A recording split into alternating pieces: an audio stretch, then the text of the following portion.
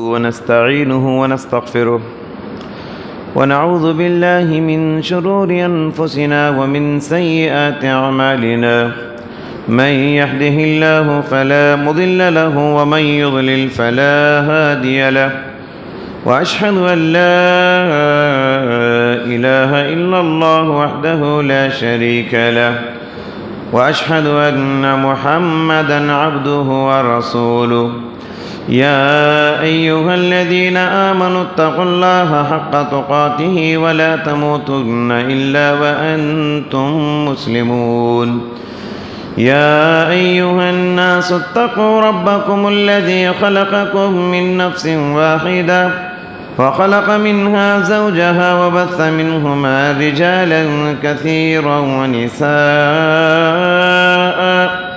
واتقوا الله الذي تساءلون به والأرحام إن الله كان عليكم رقيبا يا أيها الذين آمنوا اتقوا الله وقولوا قولا سديدا يصلح لكم أعمالكم ويغفر لكم ذنوبكم ومن يطع الله ورسوله فقد فاز فوزا عظيما أما بعد فإن خير الحديث كتاب الله وخير الهدي هدي محمد صلى الله عليه وسلم وشر الأمور محدثاتها وكل محدثة بدعة وكل بدعة ضلالة وكل ضلالة في النار. أعوذ بالله السميع العليم من الشيطان الرجيم. بسم الله الرحمن الرحيم. النبي أولى بالمؤمنين من أنفسهم وأزواجه أمهاتهم. حاضرین جمعہ، پردہ نشین خواتین اسلام، خطبہ مسنونہ کے بعد میں نے سورہ احزاب کی آیت نمبر 6 کا تلاوت کیا. اس آیت کریمہ میں اللہ تبارک و تعالیٰ نے ارشاد فرمایا، مومنوں کے لیے نبی صلی اللہ علیہ وسلم اپنی جان سے زیادہ حق رکھتے ہیں. ایک مومن پیارے نبی صلی اللہ علیہ وسلم کو اپنے مال سے بڑھ کر چاہتا ہے، اپنی اولاد سے بڑھ کر چاہتا ہے، اپنے بیوی بچوں سے بڑھ کر چاہتا ہے، اپنے ماں باپ سے بڑھ کر چاہتا ہے، اور سب سے بڑھ کر اپنی جان سے زیادہ اپنے نبی کو چاہتا ہے. سوشل میڈیا میں ہم بہت سنتے ہیں اور دیکھتے ہیں کہ کچھ لوگ گستاخی کرتے ہوئے رسول اللہ صلی اللہ علیہ وسلم کی مبارک جو شادیاں ہیں، آپ کے شادیوں کے مسئلے کو لے کر آپ پر کیچڑ اچالنے کی کوشش کر رہے ہیں اور آپ کو بدنام کرنے کی ناپاک سازشیں کر رہے ہیں. تو ایسے میں نے مناسب سمجھا، ہمارے بہت سارے لوگوں کو یہ بات معلوم نہیں کہ آخر اللہ کے نبی صلی اللہ علیہ وسلم نے 11 شادیاں کیوں کی، کیا حکمتیں ہیں، کیا مصلحتیں ہیں، کیا مقاصد ہیں. پیارے نبی صلی اللہ علیہ وسلم کی ایک خصوصیت یہ تھی کہ آپ 4 سے زیادہ شادیاں کر سکتے ہیں. اس کو پیارے نبی صلی اللہ علیہ وسلم کی خصوصیات خصائص النبی کہا جاتا ہے. ہمارے لیے 4 سے بڑھ کر کرنے کی اجازت نہیں ہے.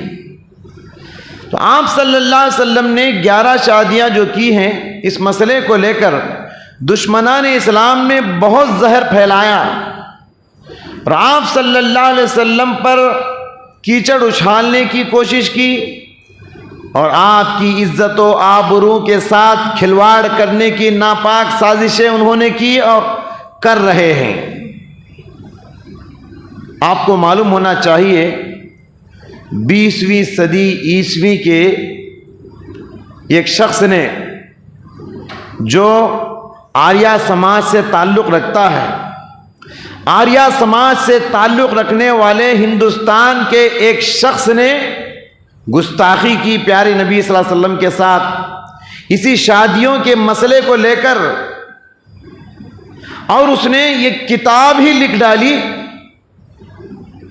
اللہ معاف کرے، اس کتاب کا نام ہم لوگ اپنی زبان سے لے رہے ہیں ممبر رسول پہ کھڑے ہو کے. اس نے اس موضوع پر ایک کتاب لکھی. کیا نام ہے کتاب کا؟ رنگیلا رسول. نعوذ باللہ، نفسانی خواہشات کا تعلق رکھنے والا یہ رسول، اس موضوع پہ اس نے رنگیلا رسول کتاب کا نام رکھا. اور اس کتاب کا جواب دیا ہندوستان کے جانے مانے عالم دین شیخ الاسلام مناظر اسلام مولانا ثناء اللہ امرتسری رحمۃ اللہ علیہ نے. اور اس کا جواب انہوں نے ایک کتاب لکھا مقدس رسول. رنگیلا رسول کے جواب میں انہوں نے لکھا مقدس رسول. اور جو جو اعتراضات اس کتاب میں اس دشمن نے کیے ہیں، اطمینان بخش جواب انہوں نے دیا ہے. آپ اس کتاب کو پڑھ کر دیکھیے.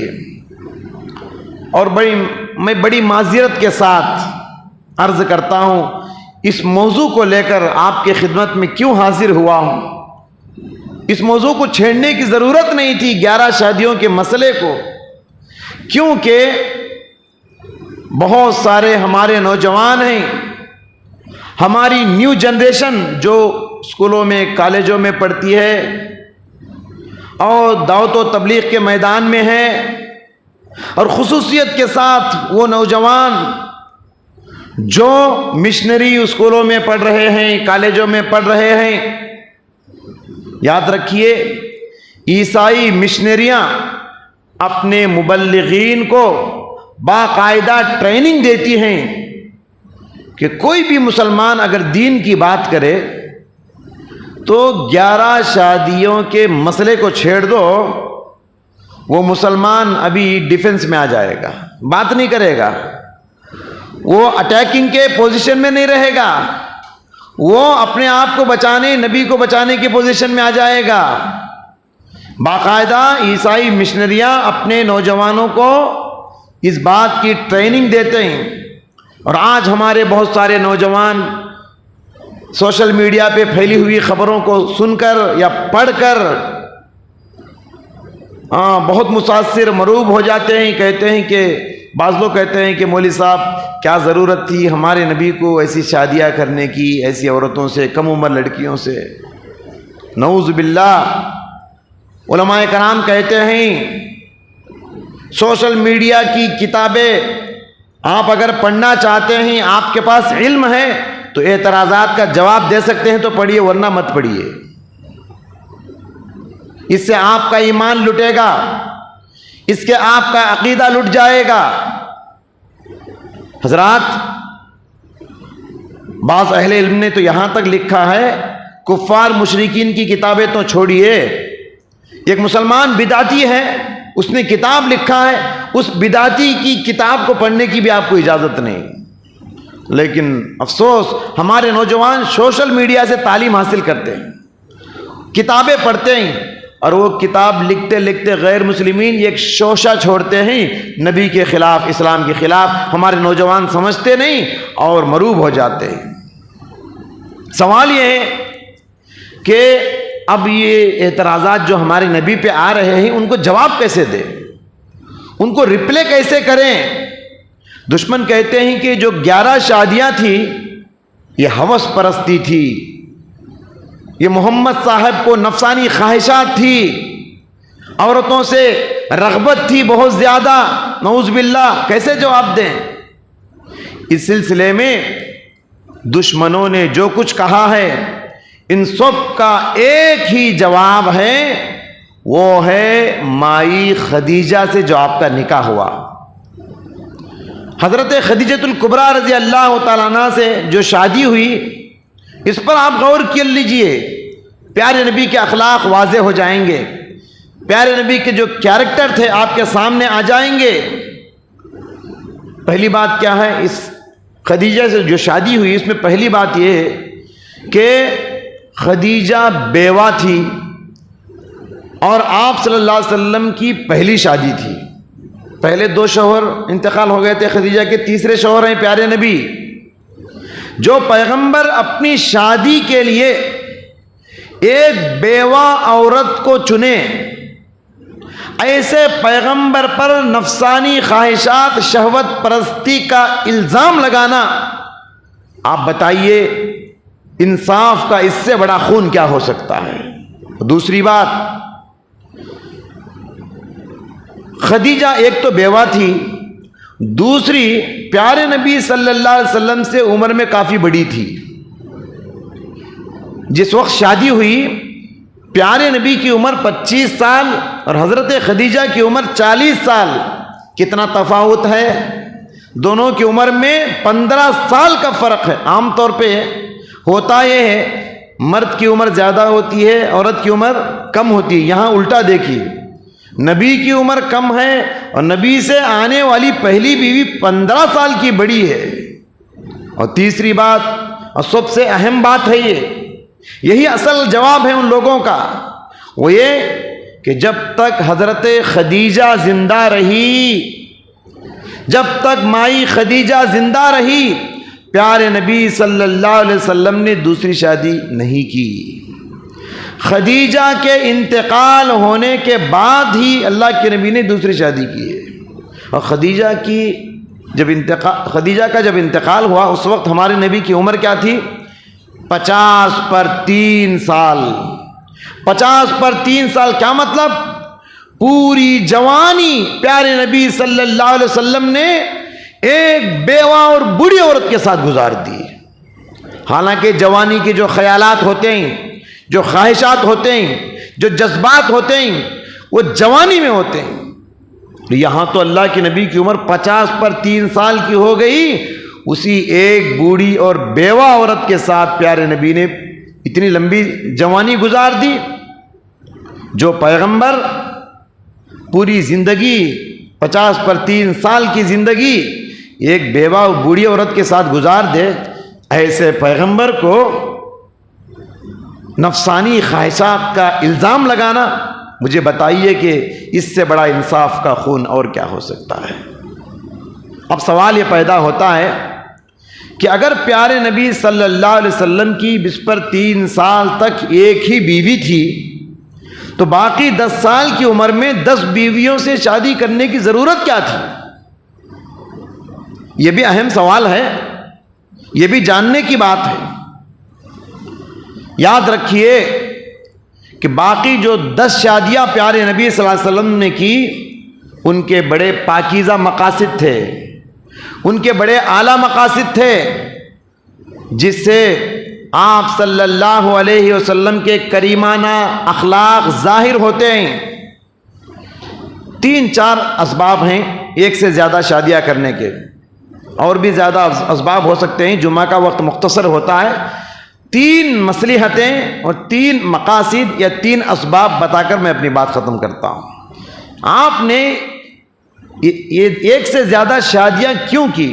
پہلا سبب دیکھیے، آپ صلی اللہ علیہ وسلم نے دیکھا سماج میں، سوسائٹی میں کچھ خواتین ہیں جو بڑی قربانیاں دے کر اسلام قبول کی ہیں.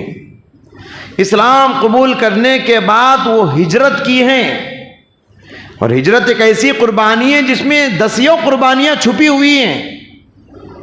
اور ہجرت کرنے کے بعد پھر وہ عورت بیوہ ہو گئی، بے سہارا ہو گئی، اکیلی اور تنہا ہو گئی، اور ان کے پاس چھوٹے چھوٹے ان کے گود میں بچے بھی تھے.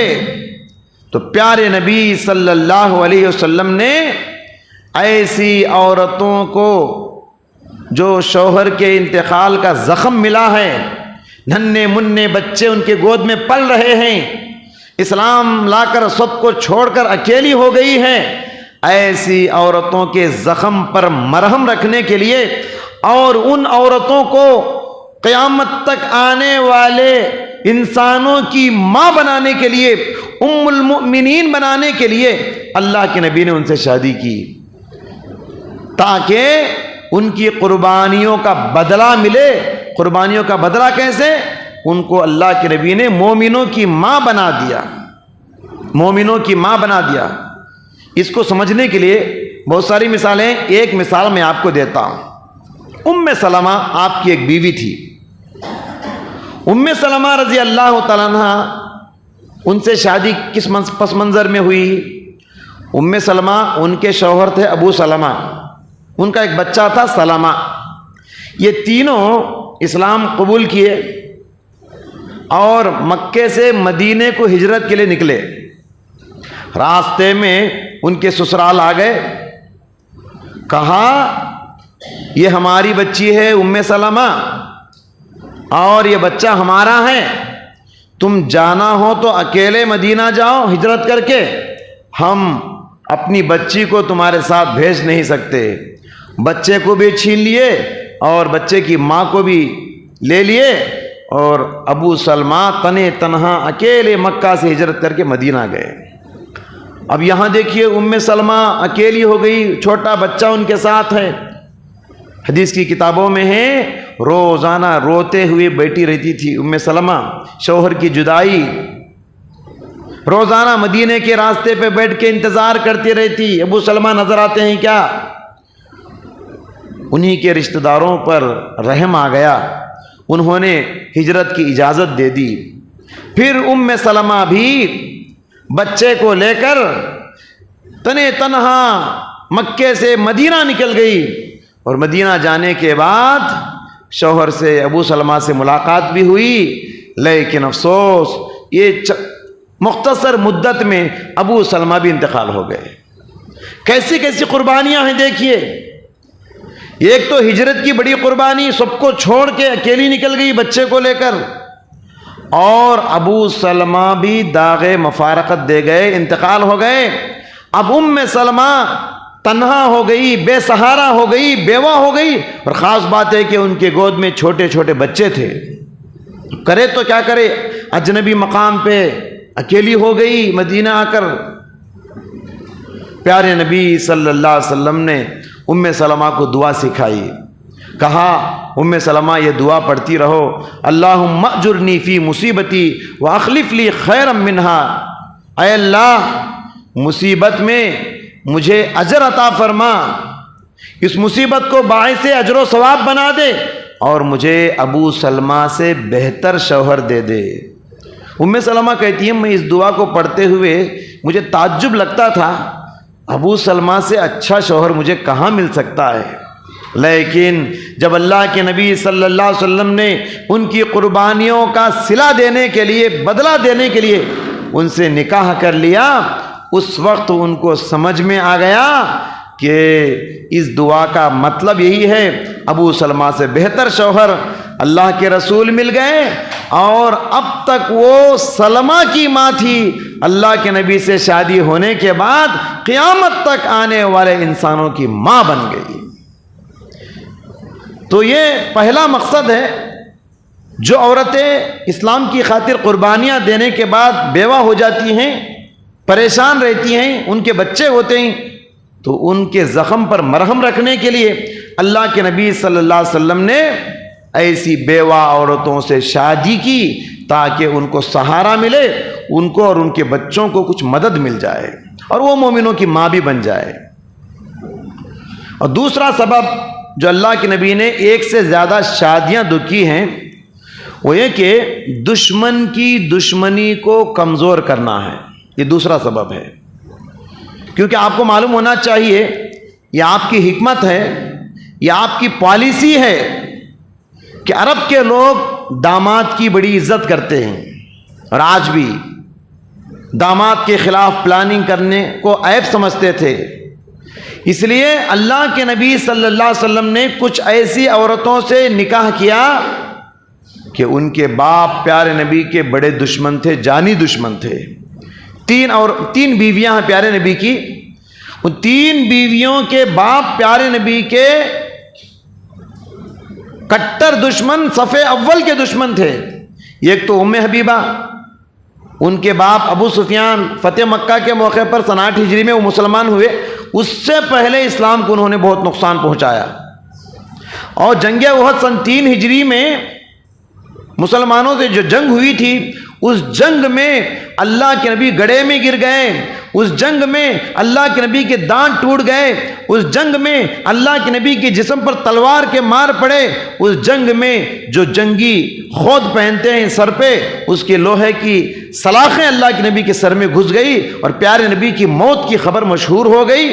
یہ ساری تکلیفیں اس جنگ میں پیارے نبی کو جو پہنچی، مشرکین کے کمانڈر کون تھے؟ یہی ام حبیبہ کے باپ ابو سفیان۔ یہ اسلام میں لانے سے پہلے کی بات ہے۔ اور دوسری بیوی جس سے اللہ کے نبی نے نکاح کیا کون ہے؟ صفیہ۔ ان کے باپ تھے حیی بن اخطب، یہ بھی پیارے نبی صلی اللہ علیہ وسلم کے جانی دشمنوں میں سے تھے۔ اور تیسری بیوی جن کے باپ اللہ کے نبی کے کٹر دشمن تھے، بنو المستلق کے سردار حارث ان کا نام تھا، یہ بھی پیارے نبی کے کٹر دشمن تھے۔ تو اللہ کے نبی صلی اللہ علیہ وسلم نے جو ایک سے زیادہ شادیاں کی، اس کا دوسرا مقصد یہ ہے کہ دشمن کی دشمنیوں کو کمزور کرنا تھا۔ مشہور واقعہ ایک مثال میں آپ کو دیتا ہوں۔ ام حبیبہ، ان کے باپ ابو سفیان تھے۔ مسلمان ہونے سے پہلے وہ بہت ستائے پیارے نبی کو، لیکن اللہ کے نبی ام سلمہ مسلمان ہونے کے بعد ان سے جب شادی کر لیے تو ابو سفیان ایک مرتبہ مدینہ آئے، اسلام لانے سے پہلے کی بات، اپنی بیٹی کے گھر آئے، اور بیٹی کے گھر آنے کے بعد اللہ کے نبی کے بستر پر بیٹھنا چاہا تو ام حبیبہ ابو سفیان کی بیٹی فوراً روک دی۔ ابو سفیان تکتے رہ گئے، دیکھتے رہ گئے، کہا بیٹی تم یہ کیا کر رہی ہو؟ مجھے سمجھ میں نہیں آ رہا ہے،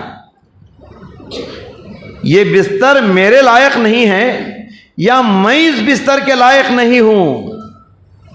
تو ام سلمہ نے کہا ابا جان سچ ہے کہ آپ میرے باپ ہیں، لیکن آپ اللہ رسول کے دشمن ہیں، اور یہ رسول اللہ، یہ اللہ کے رسول کا بستر ہے اور آپ اللہ رسول کے دشمن ہیں۔ آپ اللہ رسول کے دشمن ہو کر اللہ کے رسول کے بستر پہ بیٹھ نہیں سکتے، سچ ہے کہ آپ میرے باپ ہیں۔ یہاں دیکھیے، اللہ کے نبی کا دشمن ہو کر بھی اللہ کے نبی کے گھر کو آنے پر مجبور ہوا، کیوں؟ کیونکہ نبی اس کے داماد ہیں۔ دشمن کی دشمنی کو کمزور کرنے کے لیے پیارے نبی صلی اللہ علیہ وسلم نے ان کے باپ، ان کی بیٹیوں سے شادیاں کی تاکہ ان کے باپ کی دشمنی کمزور ہو جائے۔ تو ابو سفیان سے کہا گیا کہ تم اس بستر پر جب بیٹھ نہیں سکتے، تو ابو سفیان نے کچھ نہیں کہا، بس ایک جملہ کہا بیٹی ام حبیبہ سے، لقد اصابکی شر یا بنتی، جیسے اردو میں کہتے ہیں نا ہم کہ بہت بدل گئی ہو بیٹی، تم بہت بدل گئی ہو۔ یہ دوسرا سبب تھا۔ اور تیسرا سبب، ایک سے زیادہ جو شادیاں پیارے نبی صلی اللہ علیہ وسلم نے کی، وہ ہیں دعوت و تبلیغ کی مصلحت۔ اللہ کے نبی کی نگاہیں بہت دور تک دیکھتی تھی، اللہ کے نبی کی بصیرت، فراست بہت اعلیٰ تھی، اللہ کے نبی بہت دور تک سوچتے تھے اور نتیجے تک سوچتے تھے۔ بعض ایسی عورتوں سے اللہ کے نبی نے شادی کی، دیکھا فلاں عورت سے میں شادی کر لوں گا تو مجھے امید ہے کہ اس عورت کا پورا قبیلہ مسلمان ہو جائے گا، کیونکہ ہمیشہ فکر کیا ہوتی تھی اللہ کے نبی کی، لوگوں کو نارے جہنم سے میں کیسے بچاؤں، لوگوں کو جنت میں کیسے لے کر جاؤں، یہ تڑپ ہوتی تھی۔ لوگوں کے ساتھ یہ تڑپ ہونا چاہیے۔ اس کے پیچھے بھی یہ بھی ایک مقصد ہے ایک سے زیادہ شادیاں کرنے میں۔ چنانچہ اللہ کے نبی کی ایک بیوی ہے جویریہ۔ جویریہ کی شادی پیارے نبی کے ساتھ کس پس منظر میں ہوئی؟ جویریہ یہ بہت بابرکت نکاح تھا پیارے نبی کے ساتھ جو ہوا۔ اس نکاح کے پیچھے بہت بڑی دعوت و تبلیغ کی مصلحت تھی۔ کن حالات میں یہ نکاح ہوا؟ جویریہ جو ہے بنو المستلق کے سردار حارث کی بیٹی تھی، اور یہ بنو المستلق قبیلہ اور اس کا سردار حارث یہ اللہ کے نبی اور مسلمانوں کا کٹر دشمن تھا، کٹر دشمن۔ مسلمانوں کی لڑائی ہوئی بنو المصطلق کے ساتھ، مسلمان جیت گئے اور بنو المصطلق قبیلہ ہار گیا۔ ہار جانے کے بعد جو بھی مرد عورتیں پکڑے گئے ان کو قیدی بنا لیا گیا۔ مدینے میں کوئی قید خانہ نہیں تھا، جو بھی بنو المصطلق کے مرد اور عورتیں قیدی بن کر آئے، غلام بن کے آئے، اللہ کے نبی نے صحابہ کے گھروں میں قید کر دیا۔ ایک ایک صحابی کے گھر میں 1 2 3 اس طریقے سے غلاموں کو، قیدیوں کو بانٹ دیا گیا۔ اب صحابہ کے گھروں میں بنو المصطلق کے لوگ قید تھے۔ جویریہ رضی اللہ تعالیٰ عنہ بھی انہی قیدیوں میں سے ایک تھی۔ جویریہ کس کے حق میں گئی؟ جویریہ جو ہے اسلام لانے سے پہلے جو قیدی بن کر آئی، تو جویریہ ایک صحابی تھے ثابت بن قیس بن شماس رضی اللہ عنہ، ان کے حصے میں آئی۔ تو بہرحال بادشاہ کی بیٹی تھی، سردار کی بیٹی تھی، شہزادی تھی، بہت ہی عالی شان زندگی گزاری تھی، اپنے آپ کو غلامی میں بہت بے عزتی محسوس کر رہی تھی۔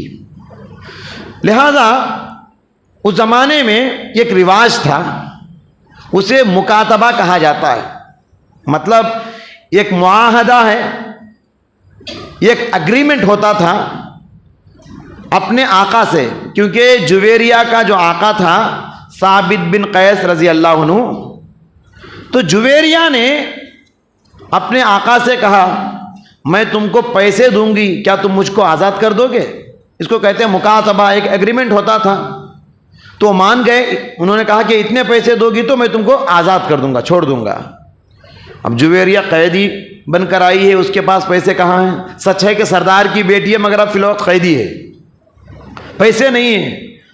تو جویریہ رضی اللہ تعالیٰ عنہ سیدھے اللہ کے نبی صلی اللہ علیہ وسلم کے پاس حاضر ہوئی اور کہنے لگی اللہ کے رسول، آپ جانتے ہیں میں سردار کی بیٹی ہوں، میں شہزادی ہوں، بڑی ذلت کی زندگی گزار رہی ہوں، بڑی بے عزتی کی زندگی قیدی بن کر گزار رہی ہوں، اور غلامی کا طوق میری گردن میں پڑا ہوا ہے۔ لہذا اللہ کے نبی، میں آپ سے درخواست کرنے کے لیے آئی ہوں، آپ مجھ پر ایک احسان کر دیجئے، مجھے پیسے دے دیجئے، اتنا رقم دے دیجئے تاکہ میں آزاد ہو جاؤں۔ اللہ کے نبی صلی اللہ علیہ وسلم نے 2 اختیار دیے، اس کو 2 آپشن دیے۔ پہلا اختیار یہ، جویریہ تم پیسہ مانگنے کے لیے آئی ہو، ٹھیک ہے، تم جتنا چاہتی ہو اتنا پیسہ میں دے دوں گا اور تم آزاد ہو جاؤ گی، اپنے گھر چلے جاؤ، بستی چلی جاؤ۔ لیکن دوسرا اختیار یہ ہے، دوسرا آپشن یہ ہے کہ میں خود تم کو آزاد کروں گا اور آزاد کر کے تم کو قیامت تک آنے والے مومنوں کی ماں بنانا چاہتا ہوں۔ تو جویریہ نے کہا اللہ کے رسول، اگر آپ مجھ سے نکاح کرنا چاہتے ہیں، اس سے بڑی نصیب کی بات میرے لیے کیا ہو سکتی ہے، اس سے بڑھ کر سعادت کی بات میرے لیے اور کچھ نہیں ہو سکتی، لہٰذا مجھے دوسرا آپشن منظور ہے، دوسرا اختیار منظور ہے۔ بہرحال اللہ کے نبی نے پہلے ان کو آزاد کیا، وہ مسلمان ہو گئی، پھر اللہ کے نبی نے ان سے شادی کر لی۔ جنگل کے آگ کی طرح خبر مدینے میں پھیل گئی، دیکھتے ہی دیکھتے سارے مدینے میں خبر پھیل گئی کہ جویریہ سے پیارے نبی نے نکاح کر لیا ہے۔ اب جویریہ غلام نہیں، لونڈی نہیں، وہ آزاد ہو چکی ہے، مسلمان ہو چکی ہے، نبی کی بیوی بن چکی ہے۔ اور جویریہ کے قبیلے والے بنو المصطلق کے مرد عورتیں صحابہ کے گھروں میں قیدی بن کر ہیں۔ سارے صحابہ نے یہ کہہ کر سارے قیدیوں کو آزاد کر دیا کہ اصحاب رسول اللہ، ہمارے گھروں میں جو قیدی ہیں یہ رسول اللہ صلی اللہ علیہ وسلم کے اب سسرال بن چکے ہیں، ان سسرالی رسول اللہ کے سسرالی لوگوں کو ہم قیدی بنا کر، غلام بنا کے اپنے گھروں میں رکھ نہیں سکتے۔ سب کو انہوں نے آزاد کر دیا۔ ادھر لوگوں کی غلامی سے وہ آزاد کیا ہوئے، ادھر غیر اللہ کی غلامی سے بھی وہ آزاد ہو گئے، سب کے سب مسلمان ہو گئے۔ حضرت عائشہ رضی اللہ تعالیٰ عنہ اس واقعے کو سامنے میں رکھ کر کہا کرتی تھی، اللہ کی قسم میں نے جویریہ سے بڑھ کر کسی خاتون کو اپنے قبیلے کے حق میں اتنی بابرکت نہیں دیکھا۔ جویریہ ایک عورت پورے قبیلے کو غلامی سے آزادی دلائی۔ جویریہ ایک عورت تھی جس کی وجہ سے پورا قبیلہ غیر اللہ کی غلامی سے آزاد ہوا، انسانوں کی غلامی سے آزاد ہوا، سب جنتی بن گئے، مسلمان ہو گئے۔ تو جیسے کہ میں نے شروع میں کہا کہ اللہ کے نبی کے بڑے پاکیزہ مقاصد تھے، ایک سے زیادہ شادیاں کرنے میں۔ اللہ کے نبی دیکھتے کہ فلاں عورت سے شادی کرنے میں پورا قبیلہ جنتی بن سکتا ہے، اسلام میں آ سکتا ہے، تو ایسی عورتوں کو اللہ کے نبی نے ام المؤمنین بنایا اور اپنی نکاح میں لایا۔ حضرات گرامی، بہت ساری باتیں ہو سکتی ہیں، وقت ہمیں ساتھ نہیں دیتا، اور سب سے خطرناک باتیں جو پیارے نبی کے شادیوں کے مسئلے کو لے کر کہی گئی، وہ حضرت عائشہ کے اللہ کے نبی کے ساتھ نکاح کے مسئلے کو لے کر۔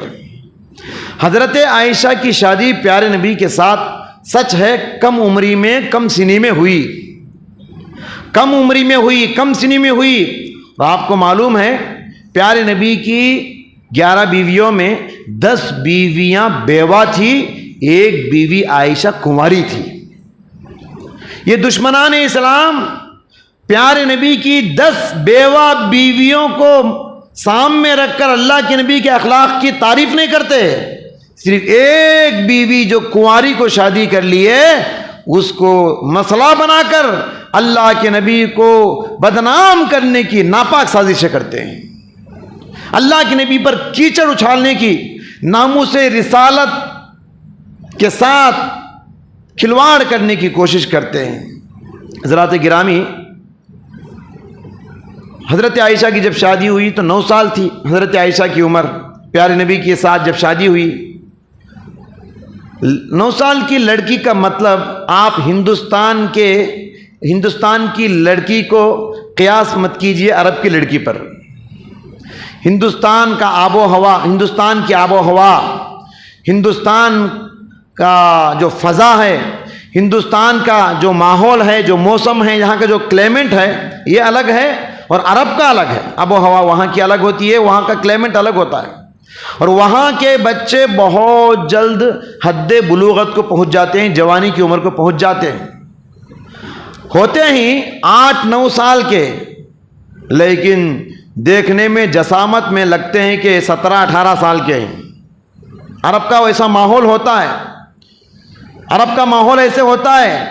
صحیح ہے حضرت عائشہ رضی اللہ تعالیٰ عنہ کی شادی پیارے نبی کے ساتھ کم عمری میں، کم سینے میں ہوئی، لیکن یاد رہے عرب کے سماج میں کم عمر لڑکیوں سے شادی کرنا یہ کامن بات ہے، تب بھی اور اب بھی یہ کامن بات ہے، کم عمر لڑکیوں سے شادی کرنا۔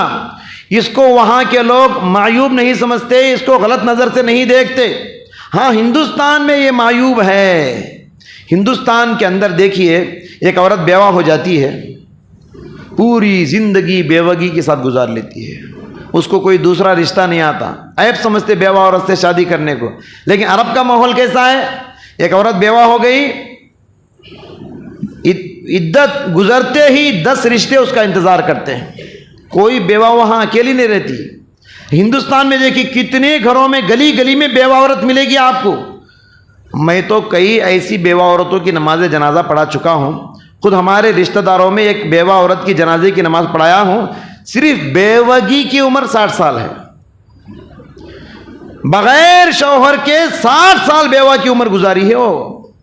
یہاں عیب ہے بیوہ سے شادی کرنا، بیوہ کو اپنے گھروں میں لانا، لیکن عرب میں یہ ماحول ہے کیا؟ تو وہاں کا سماج کچھ اور ہے اور یہاں کا سماج کچھ اور ہے۔ وہاں کے سماج کو یہاں کے سماج کے ساتھ آپ کمپیئر نہیں کر سکتے، قیاس نہیں کر سکتے۔ لہذا یہ بات انتہائی غلط ہے کہ ہم ہمارے سماج میں بیٹھ کر ہمارے سماج کے تصور کو ذہن میں رکھ کر دوسرے یا عرب کے سماج کے ایسی بات پر تبصرہ کرے جو کہ وہاں کے لیے کامن ہے، وہاں کے لیے عام بات ہے۔ ہم آج بیٹھ کر عرب کے سماج پہ تبصرے کریں، بحث کریں، 1400 سال پہلے جو عرب میں جو ہو چکا ہے اس سماج کے بارے میں بحث کریں، یہ انتہائی غلط بات ہے، غلط چیز ہے، اور یہ چیلنج ہے دنیا کے اندر۔ بتا دو دنیا میں جتنی پیارے نبی کے بارے میں جو کتابیں لکھی گئی، آپ کی سیرت کے بارے میں جتنی کتابیں دنیا میں ہیں، کسی کتاب میں آپ بتا دو یہ چیلنج ہے، کیا ابو لہب نے کبھی اس مسئلے کو لے کر اللہ کے نبی کو بدنام کیا؟ کیا ابو لہب نے کبھی اس مسئلے کو لے کر پیارے نبی کو بدنام کیا؟ نضر بن حارث، ولید بن مغیرہ، یہ اللہ کے نبی صلی اللہ علیہ وسلم کے اس زمانے میں صف اول کے دشمنوں میں سے ہیں۔ انہوں نے اللہ کے نبی صلی اللہ علیہ وسلم کے سلسلے میں کبھی بدنام کرنے کی کوشش نہیں کی اس مسئلے کو لے کر، حالانکہ ان کو معلوم ہے اللہ کے نبی صلی اللہ علیہ وسلم عائشہ سے کس عمر میں شادی کیے، ان کو معلوم ہے، لیکن کبھی ابو جہل نے اعتراض نہیں کیا، ابو لہب نے اعتراض نہیں کیا، نضر بن حارث نے اس مسئلے کو لے کر اعتراض نہیں کیا، ولید بن مغیرہ نے اس مسئلے کو لے کر کبھی اعتراض نہیں کیا، جبکہ وہ لوگ تھے جو اللہ کے نبی صلی اللہ علیہ وسلم پر اعتراضات کرتے ہوئے تھکتے نہیں تھے، اللہ کے نبی کو ایک ایک بات کو بتنگڑ بنانے میں تھکتے نہیں تھے، اللہ کے نبی پر کیچڑ اچھالتے ہوئے، اللہ کے نبی کو بدنام کرتے ہوئے یہ لوگ تھکتے نہیں تھے۔ لیکن کیا بات ہے کہ کبھی ان لوگوں نے اس مسئلے کو لے کر، عائشہ کی شادی کے مسئلے کو لے کر کبھی بدنام نہیں کیا، کبھی الزام نہیں لگایا۔ کیوں؟ اس لیے کہ یہ عرب کے سماج میں یہ کامن بات ہے، یہ عیب کی بات نہیں، اس لیے انہوں نے اس مسئلے کو نہیں چھیڑا۔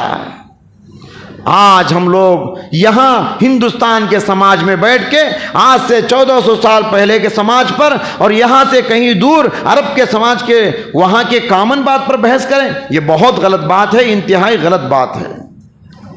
اور سب سے بڑی بات، بلکہ آپ کے اخلاق کا یہ معجزہ ہے کہ اللہ کے نبی صلی اللہ علیہ وسلم کو ایک ساتھ 9 بیویاں تھیں، لیکن کتنا پرامن ماحول تھا اللہ کے نبی صلی اللہ علیہ وسلم کا، کتنا سکون سے اللہ کے نبی رہتے تھے۔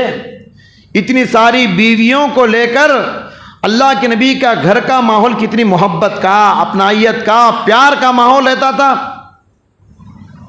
اور اتنی ساری بیویوں کے لے کر دعوت و تبلیغ کی اتنی بڑی ذمہ داری کیسے ادا کرتے تھے اللہ کے نبی؟ مطلب یہ ہے کہ اللہ کے نبی کے وہ اخلاق تھے ان بیویوں کے ساتھ کہ اللہ کے نبی کے گھروں میں سکون کا ماحول رہتا تھا۔ ہمارے پاس کسی کو ایک سے زیادہ 2 بیویاں ہیں، آپ دیکھیے وہ شوہر کتنا پریشان رہتا ہے یہاں کے ماحول میں، گویا کہ 2 چکیوں کے بیچ میں جیسے آٹا پسا جاتا ہے، 2 بیویوں کے بیچ میں شوہر ویسے پسا جاتا ہے یہاں ہندوستان کے ماحول میں۔ سوچ بھی نہیں سکتا دوسری شادی کا، ایسا ماحول یہاں کا ہے۔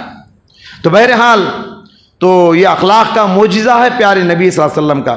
بہرحال اس موضوع کو چھیڑنے کی ضرورت اس لیے پڑی کیونکہ آج کل ہندوستان کے اندر نوپور شرما نامی یہ خاتون بھی بولنا شروع کر دی ہے، اور نوین کمار بھی بولنا شروع کر دیا ہے۔ ان لوگوں کو پیارے نبی کے اخلاق کیا معلوم ہے، پیارے نبی کی سیرت کیا معلوم ہے۔ اللہ اکبر! یہ دیکھیے، یہ آج کوئی نئی بات نہیں ہے کہ نبی پر کیچڑ اچھالا جا رہا ہے، اس زمانے سے لے کر کیچڑ اچھال رہے ہیں لوگ، اور آج بھی اچھال رہے ہیں، لیکن نہ نبی کی عزت میں کوئی فرق ہوا ہے، آبرو میں کچھ فرق ہوا ہے۔ شاعر نے کہا ستیزہ کار رہا ہے ازل سے تا امروز، چراغ مصطفی سے شرار بو لہبی۔ اللہ تعالیٰ نے سورہ ہجر میں ارشاد فرمایا انا کفیناک المستہزئین، اے پیغمبر جو لوگ آپ کا مذاق اڑا رہے ہیں ہم کافی ہیں، ہم ان کا حال دیکھ لیں گے۔ تو اللہ کا عذاب ایسے لوگوں پر ضرور اترے گا، اللہ کی لاٹھی ایسے لوگوں پر ضرور برسے گی، اللہ کے عذاب کے کوڑے سے ایسے لوگ ہرگز بچ نہیں سکتے جو نبی کی عزت و آبرو کو بدنام کرنے کی کوشش کرتے ہیں۔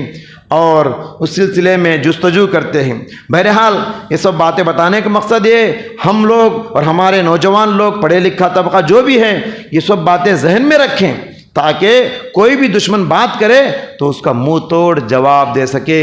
یہ اسباب جو میں نے ذکر کیا ہے، ان اسباب کو آپ اپنے ذہنوں میں رکھیے۔ دعا ہے اللہ تعالیٰ سے، اللہ تبارک و تعالیٰ ہم سب کو پیارے نبی صلی اللہ علیہ وسلم کی سیرت کو پڑھنے کی توفیق عطا فرمائے۔ اللہ کے نبی صلی اللہ علیہ وسلم پر جو بھی کیچڑ اچھالتے ہیں، اللہ تبارک و تعالیٰ دنیا میں یا تو ان کو ہدایت دے یا تو ان پر عذاب نازل فرمائے۔ اے اللہ تبارک و تعالیٰ ہم سب کو نبی صلی اللہ علیہ وسلم پر جو بھی بدنام کرنے کی کوشش کرتے ہیں، ان کی طرف سے دفاع کرنے اور ڈیفنس کرنے کی توفیق عطا فرمائے۔ اے اللہ ہم سب ہمارے نبی سے اپنی جان سے بڑھ کر پیار کرتے ہیں، اپنی جان سے بڑھ کر محبت کرتے ہیں۔ اے اللہ ہماری نبی کی عزت کو اور دوبالا فرما۔ اللہم صلی علی محمد وعلی آل محمد کما صلیت علی ابراہیم وعلی آل ابراہیم انک حمید مجید۔ اللہم بارک علی محمد وعلی آل محمد کما بارکت علی ابراہیم وعلی آل ابراہیم انک حمید مجید۔ بارک اللہ لنا ولکم فی القرآن العظیم ونفعنا وإیاکم من الآیات والذکر الحکیم۔ انہ تعالی جواد کریم ملک بر رؤوف رحیم رب حلیم۔